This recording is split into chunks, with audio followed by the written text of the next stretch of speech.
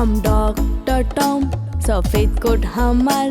हम doctor Tom लेके stethoscope, हम करी मदद बीमार के ठीक होके में। और शरीर में कई अंग बा, हम जांच करी ले जब होखेला दर्द दर्द दर्द। आँख के पहले हम जांच करब, देखब कि तोहे साफ लौके कि ना।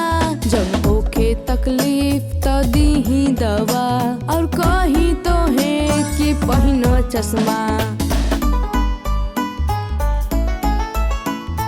कान के हम जांच करी और देखी ठीक से सुन पावेला कि ना। जो होखे तकलीफ हम दीही दवा, और बोली कि लगा ला कान के मशीन। दिल के हम करी ले जांच और देखी ठीक से धड़कता कि ना। जो होखे तकलीफ हम दीही दवा, करी सर्जरी ताकि ठीक से चले।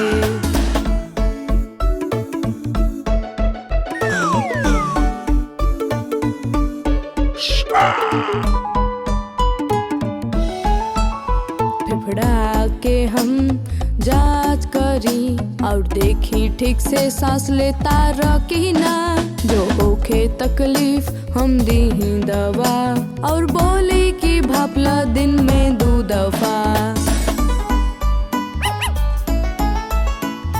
हड्डी के हम जांच करी, चेक करी के अंदर कुछ टूटल नइखे। जो होखे तकलीफ हम दीही दवा, प्लास्टर करी ताकि जल्दी ठीक होख। हम डॉक्टर टॉम, सफेद कोट हमार।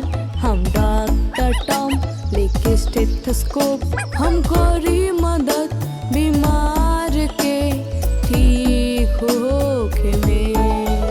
नमस्कार मित्रों, अगर रउआ लोग के वीडियो अच्छा लागल तो कृपा करके लाइक करी, शेयर करी, कमेंट्स करी और चैनल के सब्सक्राइब करी।